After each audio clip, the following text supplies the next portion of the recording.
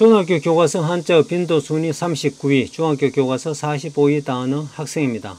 학생이란 단어 앞에서 한번 설명을 하긴 했지만 오늘 또 표제어로 나와서 끝에 생자로 끝나는 많은 단어들 같이 한번 알아보겠습니다. 자, 우리가 본격적으로 알아보기 전에 이런 의문을 하나 가져보겠습니다. 학생의 생과 선생의 생은 같은 뜻일까요? 다른 뜻일까요? 같이 한번 이런 의문을 가지고 생자가 들어간 단어들을 한번 보겠습니다. 자, 먼저 개별 한자 뜻부터 한번 보겠습니다. 배울학, 익히 아는 글자입니다. 배우다, 공부하다, 공부, 학문, 학술 등의 뜻이 있다. 그리고 날생, 태어나다, 살다, 낳다 등의 뜻이 있고 명사적 개념으로 삶이라고 하는 뜻도 있습니다. 또 생에는 익지 않았다, 좀 덜 익었다, 낯설다, 다듬어지지 않았다라고 하는 등의 뜻도 있다. 그리고 학생이라고 하는 단어와 관련해서 배움에 있는 사람이라고 하는 배움에 있는 앞에서 익지 않은 덜 익은 이란 개념하고 같은 개념으로 볼 수 있겠습니다만 배움에 있는 사람이라고 하는 뜻으로도 풀이할 수 있겠다. 이렇게 풀이하는 것도 학생과 관련해서 이 생자가 들어간 단어와 관련해서 단어를 이해하는데 도움이 되겠다라고 해서 배움에 있는 사람이라고 하는 뜻도 하나 추가해 보겠습니다. 그리고 지식 있는 이라고 하는 뜻도 있습니다. 자, 참고사항으로 먼저 한자 생에 대해서 좀 살펴보면 생자는 땅 위로 새싹이 돋아나는 모습을 그린 글자다라고 했습니다. 그래서 한자의 초기 형태를 보면 이렇게 생겼습니다. 자, 여기에서 중간에 흙뭉치가 이렇게 있고요. 다시 이러한 형태로 발전해서 오늘날 우리가 쓰는 이 형태로 쓰는 것입니다. 자, 개별 글자 뜻에 근거해서 학생이라고 하는 단어 뜻을 풀이를 해보면 배우는 사람 이렇게 할 수 있겠습니다. 여기 생에는 배움이 아직 익지 않은 상태다 라고 하는 뜻을 나타내는 글자로 이해할 수 있겠습니다. 배우는 사람. 표준국어 대사전에서는 학예를 배우는 사람, 학교에 다니면서 공부하는 사람이라고 하는 뜻으로 풀이를 했습니다. 학예라는 말은 학은 학문이고 예는 예술입니다. 학문과 예술을 배우는 사람. 학교에 다니지 않아도 배울 수 있으니까 꼭 학교를 다녀야 하는 것은 아니다. 그래서 학생에는 학교를 다니지는 않지만 어떤 것을 배우는 사람이라고 하는 뜻이 있다. 이렇게 알아둘 수 있겠습니다. 비슷한 말로 학도라고 하는 단어가 있다고 했습니다. 학도, 배울 학자의 도자는 무리 도자입니다. 무리도, 배우는 무리라고 하는 뜻으로 이해할 수 있겠습니다. 도에는 또 학교를 다니지 않고 어떤 기술자에게 직접 가서 배우는 기술을 배우는 사람을 도라고 했는데요. 옛날에 문도라고 하는 단어도 있었고 문도 그리고 도제라고 하는 단어도 있었습니다. 제자, 제자를 씁니다. 오늘날 학생과 같은 개념을 갖는 단어들입니다. 네, 참고로 알아두면 되겠습니다. 확장단어, 학생이 들어가는 확장단어, 초등학교 교과서에 남학생, 여학생, 중학생, 대학생, 유학생, 초등학생 등이 있습니다. 자, 이 가운데 다른 단어들 다 너무 쉬워서 크게 문제가 없으리라고 생각합니다. 유학생, 우리가 뜻은 잘 알고 있겠지만 자, 이 뜻을 어떻게 풀이할 건지 한번 설명을 조금 하면요. 유학이라는 말은 머무를 유자입니다. 머무르다. 원래 음은 류입니다. 그래서 유학은 머물러서 공부하다 라고 하는 뜻이고 유학생은 어떤 나라에 가서 다른 나라에 가서 머무르며 공부하는 학생이다. 이렇게 풀이할 수 있겠습니다. 유학, 머무르며 공부하다. 이렇게 알아두면 되겠습니다. 자, 그 다음 학생이란 단어가 들어가는 확장 단어들, 학생 수가 있고 학생용이 있습니다. 학생수는 뭐 학생의 수고요. 학생용은 학생들이 쓰는 것, 쓸 용자입니다. 학생들이 쓰는 용도의 물건을 학생용이라고 한다. 학생용, 학생들이 쓰는 것, 예, 쓸 용자 이렇게 알아두면 되겠습니다.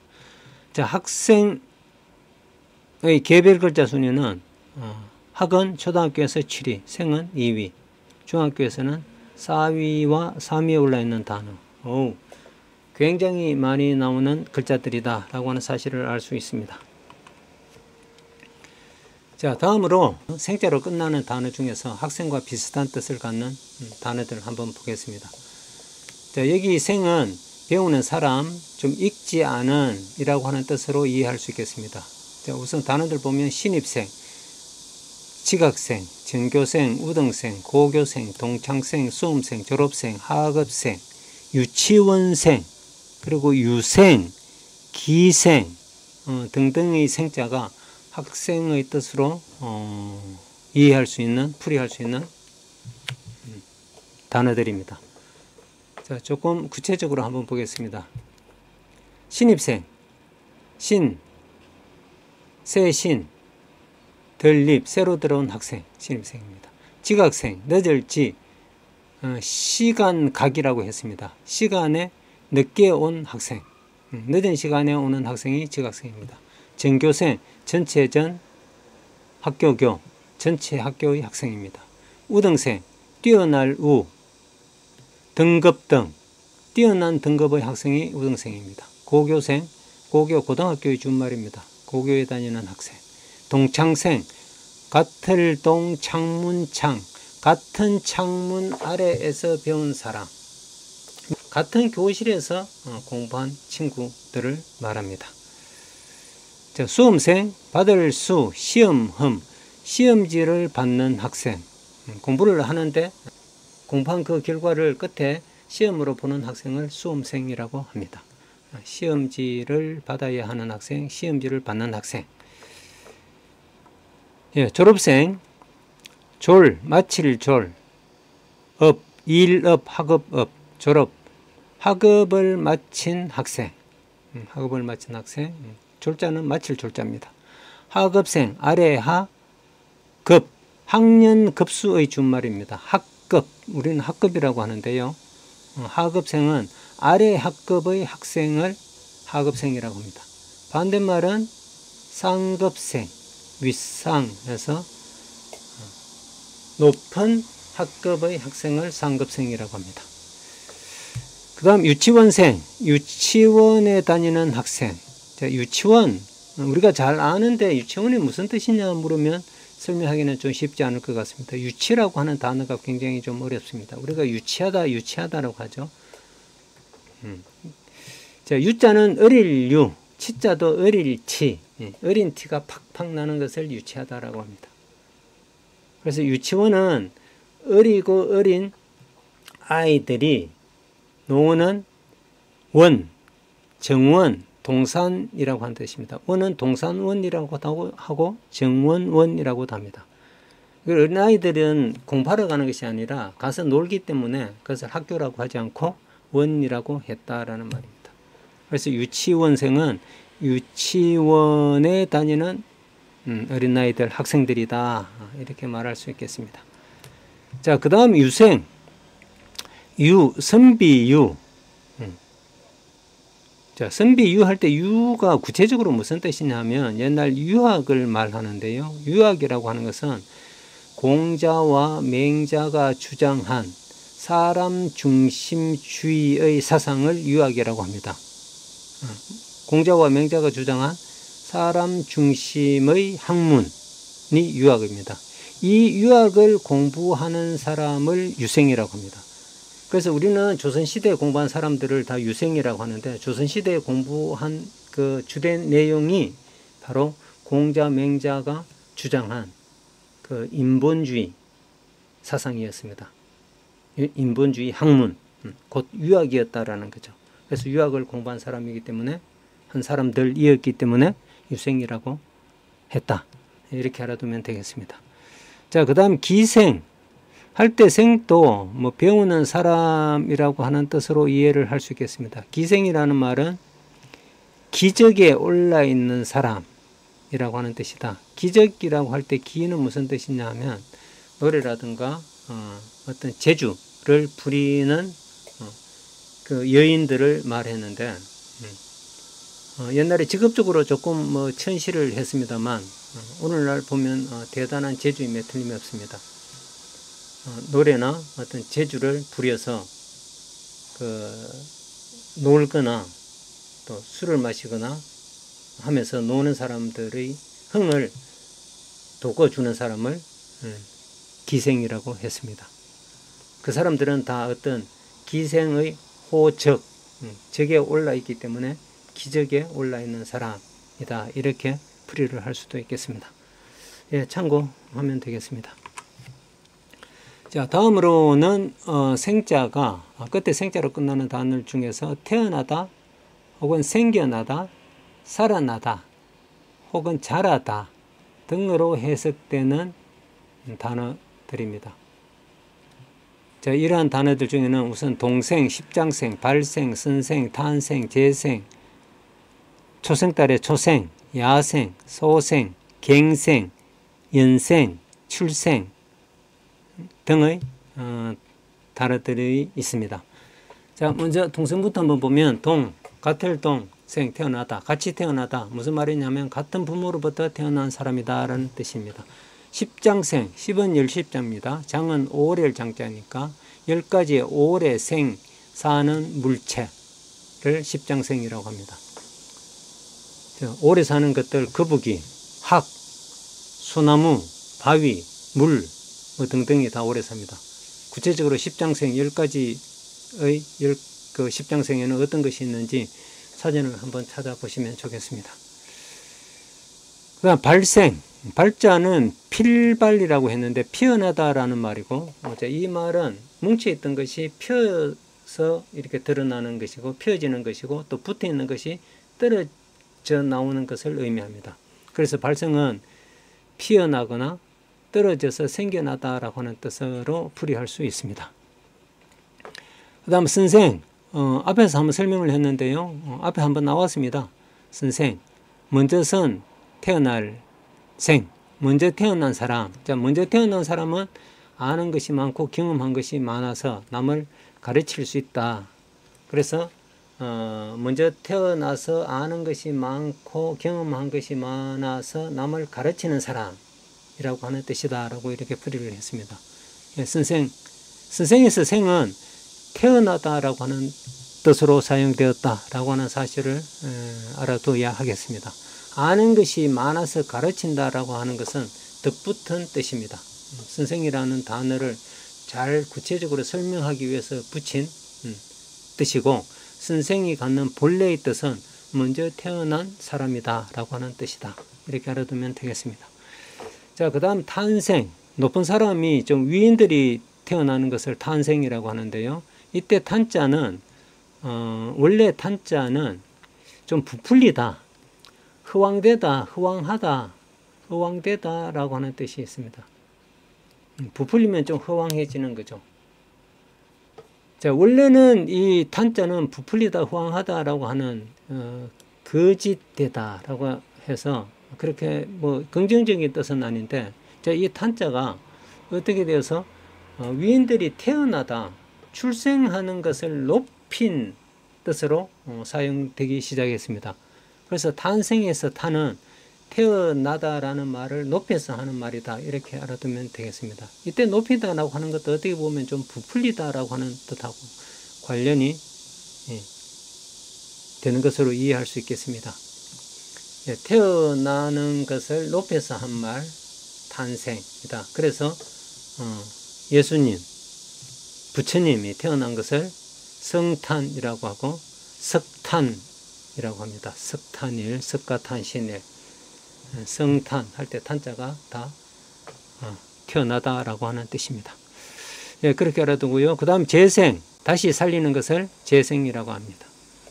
버릴 것을 다시 살려서 쓰는 것을 재생이라고 하죠. 재생, 다시 살림 이라는 뜻으로 이해를 할 수 있겠습니다. 그 다음 초생달의 초생, 처음초 생겨날 생, 처음 생긴 달.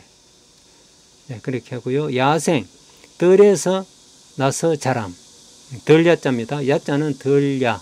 덜에서 태어나는 것은 거칩니다. 그리고 꾸밈이 없다라고 하는 뜻도 있습니다. 그래서 야에는 덜, 거칠다, 꾸밈이 없는, 또 야하다라고 할 때도 그때는 아무것도 걸치지 않았다라는 말입니다. 그때 덜에서 태어나서 꾸미지 않은 상태가 야입니다. 자, 야생, 덜이나 밖에서 태어나서 자랐다. 이렇게 이해를 하면 되겠습니다. 소생, 깨어날 소자입니다. 살아나는 것을 소생이라고 한다. 그리고 갱생, 다시 갱자.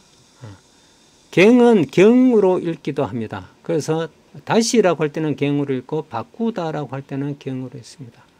가보경장, 그때는 다 바꾸다라고 하는 뜻입니다.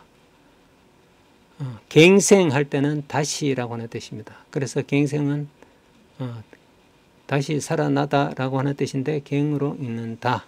알아두면 되겠습니다. 그 다음에 연생, 공공년에 태어남이라고 하는 뜻입니다. 몇 년에 태어남이라고 하는 뜻으로 연생이라는 단어입니다. 그리고 출생, 출도 날출이고 생도 날생입니다. 그래서 출생의 출과 생은 두 글자 모두 다 태어나다라고 하는 뜻입니다. 그래서 출생은 태어남이라고 하는 뜻이다. 자, 그 다음 생생, 죽어있는 물체인데 마치 살아있는 듯한, 굉장히 살아있는 듯한, 매우 살아있는 듯함이라고 하는 뜻으로 생생이라고 하는 단어를 씁니다. 그래서 살아있다라고 하는 단어가 중복되어 있기 때문에 매우 살아있다라고 하는 뜻으로 풀이할 수 있겠습니다. 예, 단어가 좀 많네요. 자, 조금 더 이제 생자가 끝에 사용된 단어 중에서 삶이라고 하는 뜻을 갖는 그 단어들입니다. 자, 먼저 한 글자 단어 생이라고 하는 단어도 있는데요. 생은 바로 삶이라고 풀이를 할 수 있겠습니다. 자, 그 다음 이제 생자가 두 번째 끝에 들어간 단어들. 난생, 나는 우리말입니다. 고유어 난입니다. 태어나다라는 말이고 태어난 삶 할 수 있을 때고 태어나 사는 동안이라고 풀이할 수 있겠습니다. 자, 인생, 사람의 삶입니다. 사람의 삶. 일생, 자, 일은 하나의 삶인데 일은 하나라고 하는 뜻 이외에 온 전체 전부 다라고 하는 뜻이 있습니다. 그래서 일생은 온 삶, 인생 전체의 삶이라고 하는 뜻을 갖습니다. 그 다음에 여생, 여자는 남을 여자입니다. 남는 삶. 부모님들은 많이 살았고 살아갈 날이 적습니다. 이때 살아갈 날이 있는 그 날짜를 여생이라고 한다. 이렇게 이해를 하겠습니다. 그 다음 필생, 마칠 필자입니다. 우리가 검사필이라고 하면 검사를 마쳤다라고 하는 뜻이죠. 마칠 필자입니다. 필생은 삶을 마칠 때까지라고 하는 뜻입니다. 필생, 삶을 마침이라는 말인데 통상적으로 필생이라는 말은 내가 죽을 때까지 하는 말, 삶을 마칠 때까지라고 하는 뜻으로 이해하면 되겠습니다. 평생, 평은 평평할 평입니다. 평평하다라는 말은 끊이지 않고 계속됐다라는 뜻에서 평생은 일평생이라고 하는 단어의 약으로 풀이할 수도 있겠습니다. 그래서 이것은 평생이라는 말은 여기 우리가 일생이라는 말과 같은 개념으로 이해할 수 있겠습니다. 끊임없이 이어진 삶, 이렇게 풀이를 하겠습니다. 그 다음 한평생 할 때 한은 우리말 한입니다. 하나. 아까 한 일생할 때 인해서 설명했죠. 온 전체의 뜻을 가지고 있다고요. 한은 온 전체의 뜻을 가지고 있습니다. 그래서 한평생은 온 평생이라는 뜻입니다. 자, 우리말 한국 할 때 한도 이 글자를 쓰는데요. 이 한이 이 한자는 다릅니다만 한글로는 원래 이 한글 한을 우리 한국 할 때 날 한자로 쓴 것에 지나지 않습니다.